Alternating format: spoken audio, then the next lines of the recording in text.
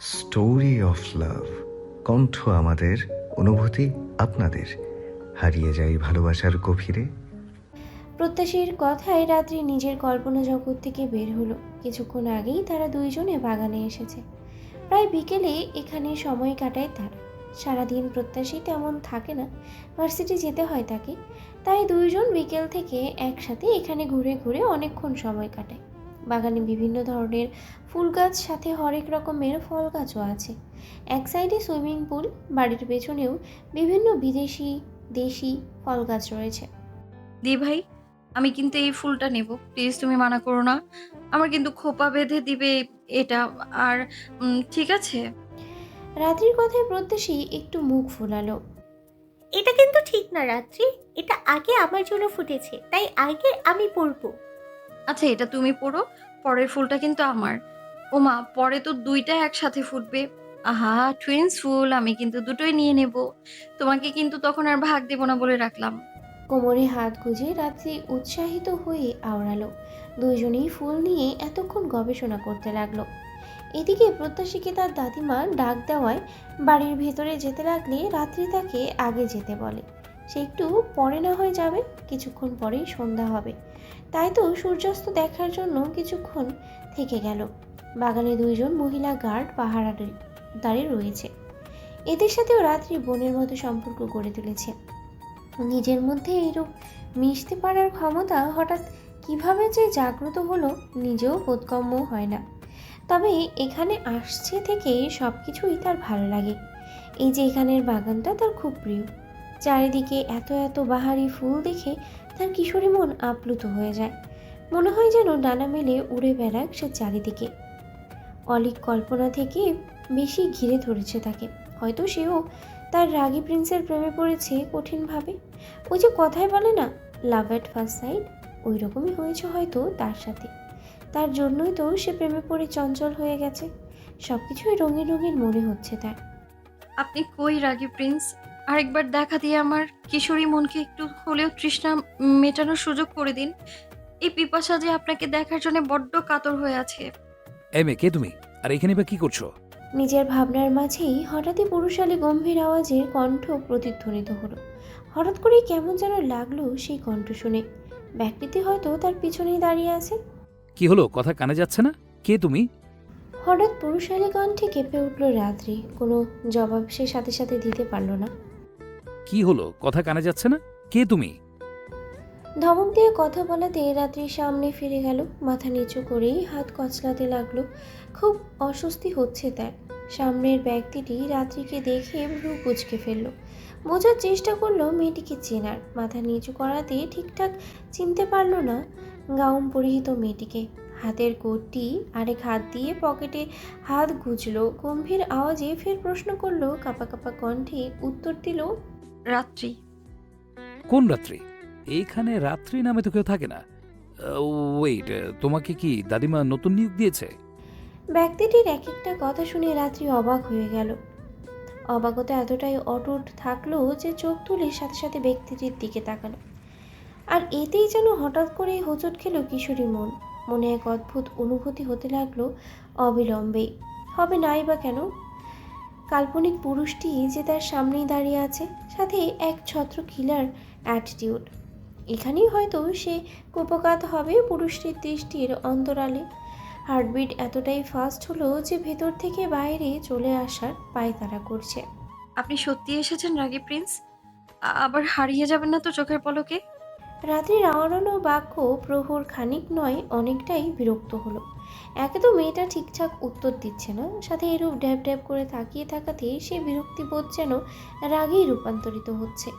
হাত মুষ্টিবদ্ধ করে চিবিয়ে চিবিয়ে দারোয়ানকে চিৎকার করে ডাকতে লাগলো। এইরূপ রাগী স্বরে ডাক দেওয়াতে রাত্রি ভয়ে কিছুটা পিছিয়ে গেল। সাথে কি এর রাগী প্রিন্স নাম দিয়েছে।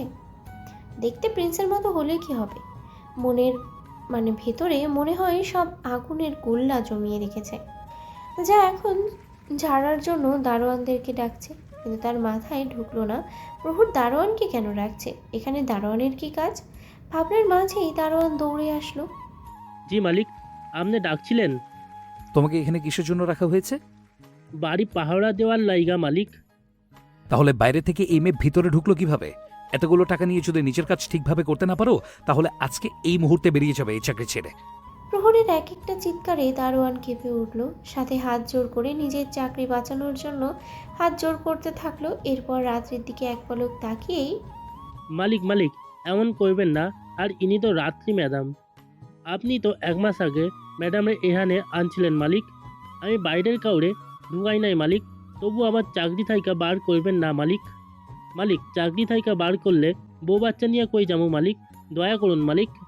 দারোয়ানের পরের কথা গুলো কানে ঢুকলো না। আর যখনই শুনলো এই মেয়েকে সে নিজেই এনেছিল 1 মাস আগে, তখনই রাত্রির দিকে শীতল দৃষ্টি নিয়ে দেখতে লাগলো। বোঝা দুষ্কর তার মনে এই মুহূর্তে কি চলছে। শরীর আগে থেকে হালকা বেড়েছে, সাথে গায়ের রংটাও উজ্জ্বল দেখাচ্ছে। দুই পাশে ছোট বাচ্চাদের মতো বেনি করে রেখেছে সামনের দিকে। চুলগুলো হয়তো কোমর সমান হবে। হালকা লালচে রঙের চুলের কালার, ঘন পাপড়ি বিশিষ্ট চোখ দুটো ভয়ে ছুটে ভীত দেখাচ্ছে। ঠোঁটগুলো হালকা কাঁপছে। নিজের দৃষ্টি সরিয়ে আশেপাশে তাকালো। মুহূর্তেই চোয়াল শক্ত হয়ে গেল। দারোয়ানকে আর কিছু বলল না, নিজের কাজের জায়গায় যেতে বলল। সাথে গার্ডগুলোকেও নির্দেশ দিল অন্যত্র প্রস্থান করার। সাথে সাথে সবাই মালিকের কথা মতো ছুটল অন্যত্রে। আপাতত পুরো বাগানের এরিয়াটাই খালি। রাত্রি এতক্ষণ নীরবভাবে সব কিছুই পর্যবেক্ষণ করেছে। যখন দেখলো এখানে আর তেমন কেউ নেই, তখন উল্টো করে বাগান হতে বেরোতে লাগলে কবজিতে টান লাগলো।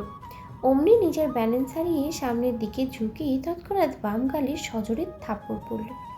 একটাতেই থেমে নেই, পরপর আরও 2টো থাপ্পড়ে নিজের দাঁড়িয়ে থাকার ক্ষমতা আর হলো না। সেই থাপ্পড়গুলোর চোটে বাগানের মধ্যে থাকা গোলাপের বাগিচায় পড়ল। আর এতে অনেকগুলো কাঁটাই হাতে, পিঠে, পেটের উপরে, পাশে গিথে গেল। অতিরিক্ত জোরে থাপ্পড় পড়ায় ঠোঁটের কিনারায় ফেটে রক্ত বের হলো তৎক্ষণাৎ। মুহূর্তে কি ঘটলো কিছুই বোধগম্য হবার শক্তি কুলাতে পারল না। কুত্তার বাচ্চা, কোন সাহসে তুই বাড়ি বাইরে পা রাখলি? তোরে আমি মানা করে গেছিলাম না বাড়ির বাইরে পা না রাখার জন্য? আমার কথার খেলাফ করিস, আমার কথার অবাধ্য হোস। হিতাহিত জ্ঞান শূন্য হয়ে রাত্রিকে ওই বাগিচা থেকে টেনে তুলল। এরপর টানতে টানতে বাড়ির ভিতরে নিয়ে গেল। দুর্বল শরীরে রাত্রি কিছুই করতে পারল না। না পারল প্রহরকে বাধা দিতে। টেনে নিয়ে যাওয়ার জন্য রাত্রির পায়ের আদলেও ব্যথা পেল। গলায় ঝুলিয়ে থাকা ওড়নাটাও টানে হিঁচড়ে পড়ে গেল কোথাও। রুবাইদা কিচেনে বিকেলের জন্য কিছু স্ন্যাক্স তৈরি করছিল। রাত্রি তার হাতের চিকেন পাকোড়া খুবই প্রিয়, তার জন্যই গরম গরম পাকোড়া তৈরি করছিল। আর আলাদা করে নুডলস আর স্যান্ডউইচ বানাচ্ছিল প্রত্যাশীর জন্য। খাবার তৈরি করা প্রায় শেষ। প্রত্যাশী কিচেনে এসেছিল কিছুক্ষণ আগেই। চাচি ফোন দিয়েছিল। রুবাইদার ফোন ঘরে থাকায় তাকে পাচ্ছিল না। প্রত্যুষীর ফোনে কিছুক্ষণ কথা বলে নেই। এই ফাঁকে প্রত্যুষী নিজের রুমে গেল বন্ধুকে ল্যাপটপ থেকে প্রেজেন্টেশনের ফাইল পাঠাতে। 2 দিন পরেই তাদের প্রেজেন্টেশনগুলো উপস্থাপন করতে হবে। 5 বন্ধুদের মিলেই তাদের দায়িত্ব অপটিক্স টপিকের ওপরে ভিত্তি করে প্রেজেন্টেশন উপস্থাপনের দায়িত্ব পড়েছে। এটা নিয়ে প্রায় 1 সপ্তাহ খাটুনি গেছে। রাত দিন এক করে গ্রুপ স্টাডির মাধ্যমে প্রায় 90% কমপ্লিট করেছে। এখন শুধু সকল ডাটা সাজিয়ে রাখার দায়িত্ব পড়েছে তাদের ফ্রেন্ড আহাতের উপরে। তাই সকলেই নিজেদের তৈরি করা সকল ফাইল সেন্ড করতে বলেছে। সকলেই ফাইল পেলেও প্রত্যাশীটা বাকি ছিল। রাত্রির সাথে গল্প করছিল বিধায় সে ফাইল পাঠানোর কথাটা ভুলেই গিয়েছিল। যখনই মনে পড়ল তাড়াতাড়ি রুমে যেতে নিলেই চাচির ফোন আসে। আর রুবাইদার খোঁজ করলে সে তাড়াতাড়ি তার দাদিমাকে ফোন দিতেই কিচেনে যায়। এরপর রুমে এসেই নিজের কাজ শেষ করে নিচে নামতে গেলে দাভাইয়ের চিৎকার শুনতে পায়, সাথে রাত্রির গোঙানির শব্দ। কি হলো কিছুই বুঝতে পারল না। তাই তাড়াতাড়ি নিচে নামতে গেলে প্রহরের সাথে রাত্রিকে এইরূপ অবস্থায় দেখে সাথে সাথেই চিৎকার দিল। রাত্রি, নিচে নামতেই রাত্রির কাছে আসতে নিলেই সাথে সাথে প্রহর ছুঁড়ে মারে রাত্রিকে সিঁড়ির কাছে। প্রত্যুষী থাকায় রাত্রির শরীর ওই দিকে যেতে বাধা পায়। প্রত্যুষী তাড়াতাড়ি তাকে জড়িয়ে ধরে। নিচে সিঁড়ির হ্যান্ডেলে ধাক্কা লাগায় পিঠের নিচের দিকে ভালোই ব্যথা পায় প্রত্যুষী। কিন্তু সেই সব ব্যথাকে তোয়াক্কা না করে রাত্রিকে জড়িয়ে ধরে কান্না করে দেয়। রাত্রির হুঁশ নেই বললেই চলে। পুরো ভরটা প্রত্যুষীর উপরেই ছেড়ে রাখা। প্রহরের দিকে তাকালে দেখলো তার দাভাই অগ্নি শর্মা হয়ে রাত্রির দিকে চেয়ে আছে। এরূপ চাহনিতে প্রত্যুষে ভীষণ ভয় পেল। মুখ দিয়ে আর কিছুই উচ্চারণ হলো না, কান্নার আওয়াজ ছাড়া। অন্যদিকে রুবাইদা এত চেঁচামেচি শুনে তাড়াতাড়ি কিচেন থেকে দৌড়ে আসলো। সিঁড়ির সামনে প্রহরকে দাঁড়িয়ে থাকতে দেখে অবাক হলো। প্রায় 1 মাস পর আদরের নাতিকে সামনে পেয়ে খুশি হলো, কিন্তু সেই খুশি বেশিক্ষণ টিকলো না। আর একটু সামনে এগিয়ে যখন রাত্রিকে বিধ্বস্ত অবস্থায় প্রত্যুষের বাহুতে জড়িয়ে ধরা দেখলো, সাথে সাথেই বুকটা মোচড় দিয়ে উঠল। তার রত্নটা কিছুক্ষণ আগেও তো ঠিক ছিল, কিছুক্ষণ আগে তো তার সাথে গল্প করে প্রত্যুষের সাথে বাগানে গেল। তাহলে হঠাৎ কী এমন হলো যে রাত্রির এই হাল? দৌড়ে তৎক্ষণাৎ রাত্রিকে প্রত্যুষের কোল থেকে ছিনিয়ে নিজের বাহুতে জড়িয়ে ধরে হু হু করে কান্না করে দিল। বুড়ি রে, কি হয়েছে রে সোনারও তোর? কথা বল, কি ভাব হলো এরকম? আল্লাহ, ঠোঁট থেকে তো রক্ত পড়ছে। প্রত্যু দিদিভাই, কি করলো রে আমার সোনাটার এইরকম হাল? রুবাইদের আহাজারিতে পুরো তালুকদার ভিলা কেঁপে উঠেছে। যন্ত্রণাগুলো যেন হঠাৎ করেই হারিয়ে ফেলার ভয় পেল। এত বছর পর রত্নটাকে পেয়েও হারিয়ে ফেলার ভয় পাচ্ছে সে। এর থেকে যে মেরে ফেলিনি তার জন্য শুক্রিয়া আদায় করো দাদিমা। এই মেয়েকে যদি আরেকবার বাড়ির বাইরে যেতে দেখি না, তাহলে সেই দিনই এই মেয়ের কফিন উঠবে। কথাটা মনে থাকে যেন। প্রহরীর এরূপ কথায় রুবাইদা বাকরুদ্ধ হয়ে গেল, সাথে প্রত্যুষেও। প্রহর রাত্রির গায়ে হাত তুলেছে, তাও আবার এইভাবে রক্তাক্ত করে। রুবাইদা অগ্নিমূর্তি হয়ে গেল তৎক্ষণাৎ। রাত্রিকে একপাশে নিয়ে যেই প্রহরকে থাপ্পড় মারতে যাবে, তখনই প্রহর জায়গা থেকে সরে গেল। ডোন্ট ডোন্ট ডু দ্যাট দাদিমা।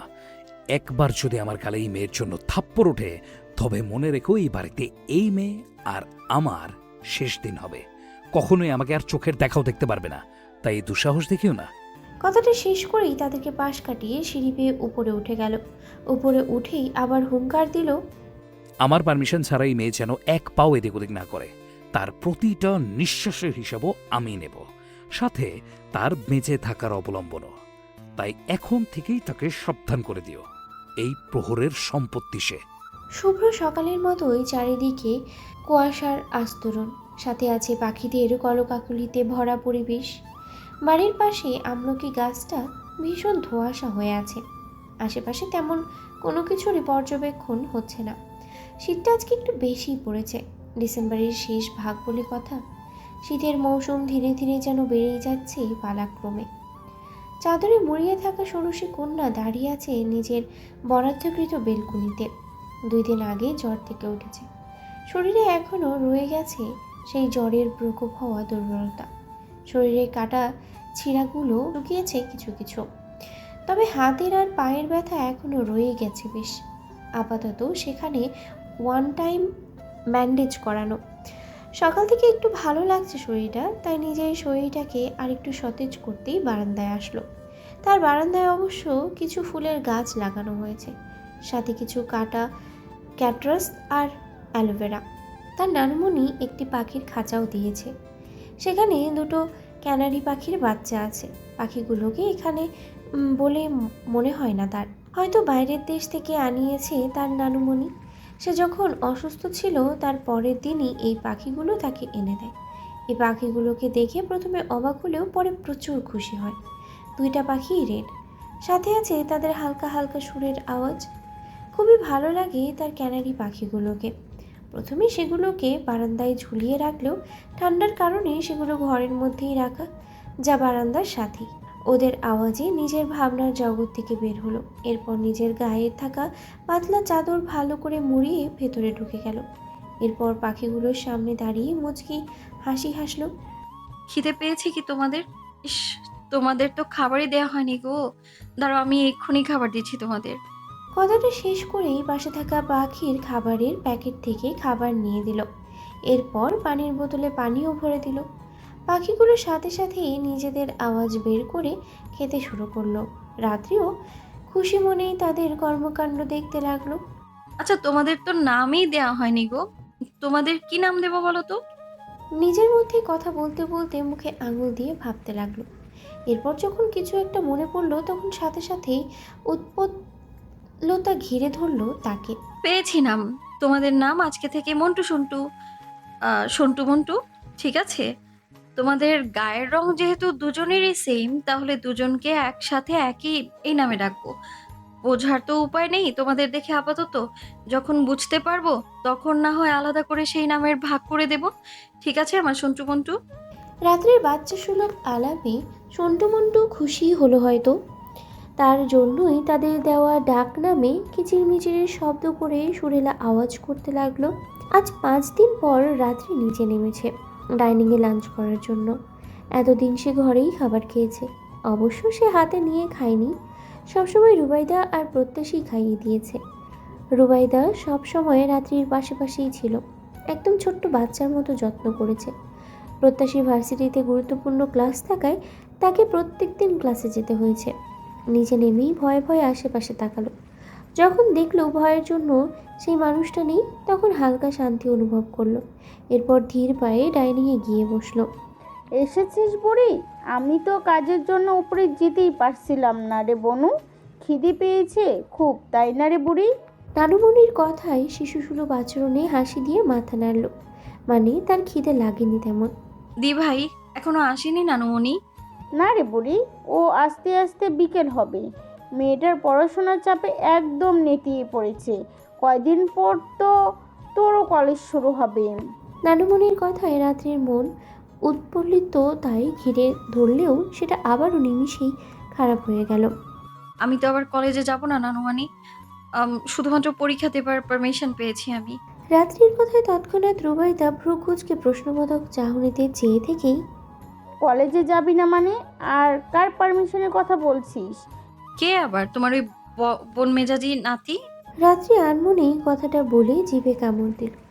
এই রে, ওই লোকের কথাগুলো কেন বলতে গেল? ওই লোকটা তো বারণ করেছিল তাকে এইসব বিষয়ে কথা না বলতে। এখন কিভাবে কথাটা ঘোরাবে? চিন্তা করতে করতেই তার পাশে চেয়ার টেনে কাউকে বসতে দেখল। হঠাৎ পুরুষালী অবয়ব দেখেই ঠিকঠাকভাবে পাশে তাকালো। নিজের পাশে প্রহরকে বসতে দেখে সাথে সাথে উঠে দাঁড়ালো নিজের চেয়ার থেকে। কি হয়েছে বুড়ি, উঠলি কেন? কিছুই তো খেলি না এখনো। নানুমণি, আমি আর খাবো না, পেট ভরে গেছে।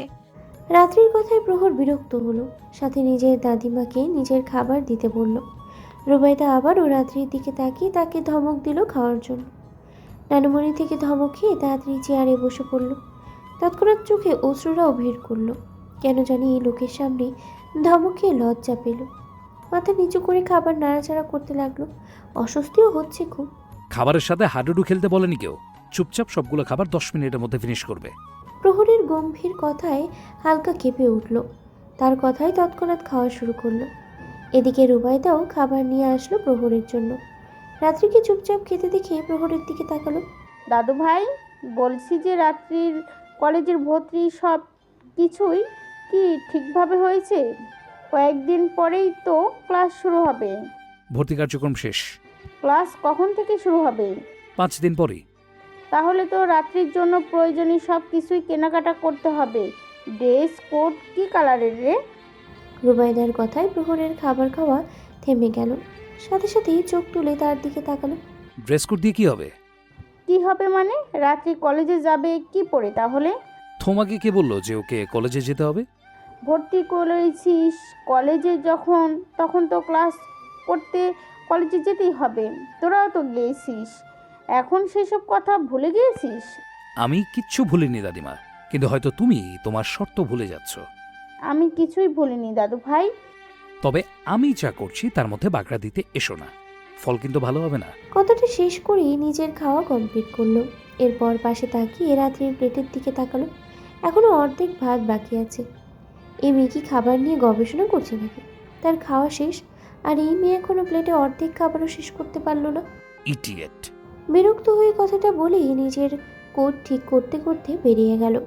পিছু ফিরে তাকালে হয়তো দেখতে পেত কারোর ভীত চাহনি। এতক্ষণ নিঃশ্বাস খুব দ্রুতই চলছিল। এখন নিজেকে একটু রিল্যাক্স লাগছে। খাবার যা খেয়েছে সব বেরিয়ে যাবে মনে হচ্ছে। ভয় কি আর খাওয়া যায় নাকি কোনো খাবার? নিজের প্লেটের খাবার আর খেতে পারল না। করুণ চোখে নানুমণির দিকে তাকালো। আমার দিকে তাকিয়ে লাভ নেই, পুরোটা ফিনিশ কর। আমি সত্যি পারবো না নানুমণি, যা খেয়েছি তাও বেরিয়ে যাবে মনে হচ্ছে। ওইসব তোর মনের ভুল। খাওয়া নিয়ে একদম অজুহাত আমি মানব না, এমনিতেই তোর শরীর দুর্বল। নানুমণির কথায় আর একটু খেলো, কিন্তু পরবর্তীতে মুখের এক্সপ্রেশন দেখে আর খেতে বারণ করলো। হয়তো মুখে রুচি নেই, তাই খেতে পারছে না ভেবেই হাত ধুয়ে রুমে যেতে বলল রাত্রিকে। প্রহর অফিসে বসে নিজের ব্যস্তময় সময় পার করছে। রাত প্রায় 10টা বাজতে চলেছে। আরও কিছুক্ষণ কিছু ফাইল চেক করে আজকের মতো কাজগুলো শেষ করলো। এরপর নিজের ক্লান্ত শরীরটা চেয়ারের মাঝে এলিয়ে দিল। দীর্ঘ এই 29 বছর জীবনে অনেক কিছুই হারিয়েছে সে, আবার নিজের ধৈর্য নিয়ে অনেক কিছু অর্জনও করেছে। নিজের বাবার অবর্তমানে নিজেদের ব্যবসা সামলিয়েছে কলেজ লাইফ থেকে। কষ্ট হতো সামলাতে, কিন্তু তার চাচার সাহায্যে আস্তে আস্তে সেই ব্যবসা বুঝলো নিখুঁতভাবে। সাথে তার বুদ্ধিমত্তা দিয়ে কয়েক বছর এই ব্যবসাটিকে কয়েক গুণ বৃদ্ধি করেছে। বাইরের দেশেও তাদের ব্যবসার পরিধি রয়েছে। ক্লান্ত শরীর নিয়ে চোখ খুলে সামনের মনিটরে তাকালো। এরপর কি মনে করে ড্রয়ার থেকে রিমোট বের করে মনিটরটা অন করলো। সাথে সাথে ভেসে উঠল পুরো বাড়ির সিসিটিভি ফুটেজ। প্রত্যেক জায়গায় নজর বোলালো। এরপর দৃষ্টি আটকালো কারোর রুমের মধ্যে। জুম করে অন্য সব ক্যামেরাতে অদৃশ্য করে সেই রুমের দিকেই জুম করলো, একদম কাঙ্ক্ষিত কিছু দেখার জন্য। লাইট চালানো থাকায় পুরো ঘরের অবয়ব স্পষ্ট। এলোমেলো হয়ে শুয়ে আছে এক রমণী। রমণীর চুলের বেনুনি দুই পাশে ছড়িয়ে আছে। গায়ের কিটি গেঞ্জি, আর সেই গেঞ্জির সাথে ম্যাচিং করে প্লাজো পরানো, কিন্তু সেই প্লাজোর জায়গা আপাতত হাঁটুর একটু উপরে। ফর্সা পদচরণগুলো নিজের সৌন্দর্য প্রকাশ করতে প্লাজো থেকে বেরিয়ে এসেছে। গেঞ্জির অবস্থানও ঠিক নেই। ফর্সা মেয়েধীর উদরের আদলও বেরিয়ে আছে। সাথে আছে উদরে থাকা কুচকুচে কালো একটা তিল। সিসিটিভিতে এতটা স্পষ্ট না হলেও তিলটা স্বাভাবিক থেকে বড় হওয়ার দরুন ফুটে উঠেছে ফর্সা উদরে। এতক্ষণ এইসব দেখে প্রহর একটা ঘোরের মধ্যে চলে গেল। তাড়াতাড়ি টেবিলে থাকা রিমোট নিয়ে মনিটর অফ করে দিল। গলাটা বড্ড তৃষ্ণকাতর হয়ে পড়েছে। পাশে থাকা গ্লাস থেকে ঢকঢক করে পুরো পানিটাই ফিনিশ করলো। হালকা রিল্যাক্স লাগছে আপাতত। এতক্ষণ কি করছিল সে তো ভাবতেই মাথার চুল আঁকড়ে ধরলো এক হাতে। রিডিকুলাস। কথাটা শেষ করেই হাতের গ্লাসটি নিচে ছুঁড়ে ফেলল। সাথে সাথেই ঝনঝন শব্দ করে ভেঙে টুকরো টুকরো হয়ে গেল। এরপর নিজের কোট নিয়ে বেরিয়ে পড়ল অফিস থেকে। অমাবস্যার তিথির মতোই আজ আকাশে চাঁদের দেখা নেই। অম্বর কুয়াশার চাদরে আধার তিমি হয়ে আছে চারিদিক। তবে গুটি কয়েক তারাতে দেখা যাচ্ছে নিজস্ব ঝলকানির আলোতে। কফির মগে চুমুক সহিত নিষ্প্রাণ চাহনি নিক্ষেপ করে আছে সেই অম্বর গগনে। অফিস থেকে বাড়িতে আসতে আসতে রাত প্রায় 1:45 বেজেছে। এরপর ফ্রেশ হয়ে কড়া তেতো কফি বানালো। চুল বেয়ে পানি পড়ছে, ঘাড় থেকে কালো খয়েরি টি শার্টে বিচ্ছিন্নভাবে। চোখের চাহনি আজ কিছুটা নেশালো।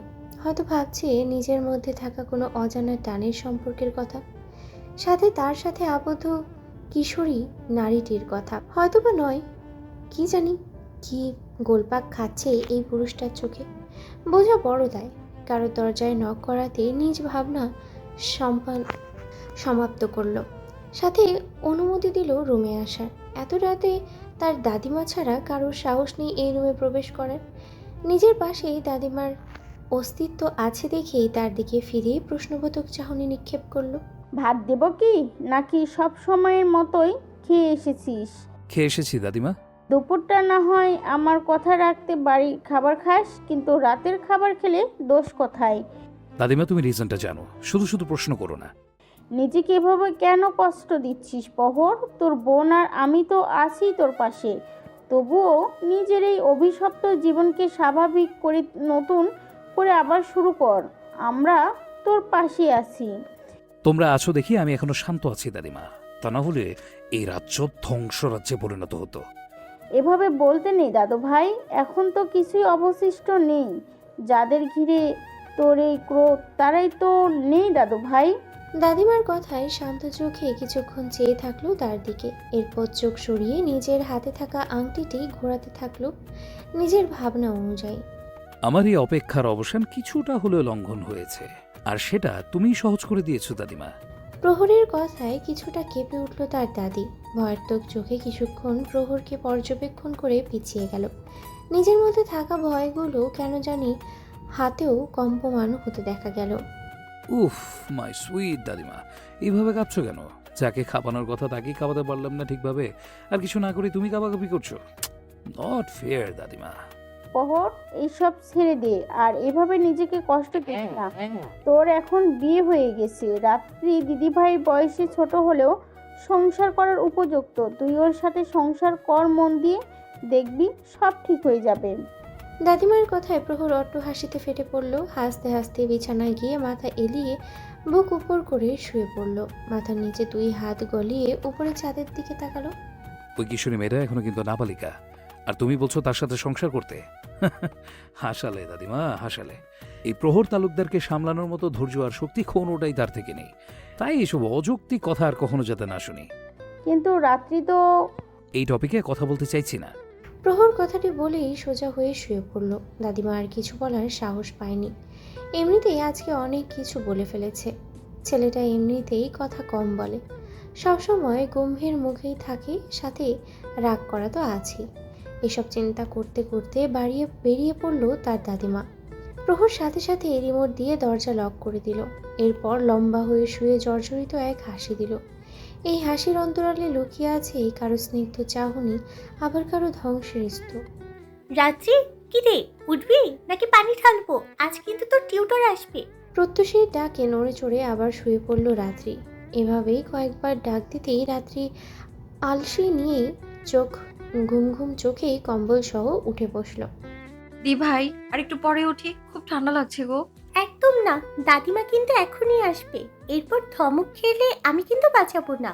পড়াশোনা নিয়ে কোনো অজুহাত শুনবো না। তাড়াতাড়ি ওঠ, আমাকে ভার্সিটি যেতে হবে, লেট হয়ে যাচ্ছে আমার।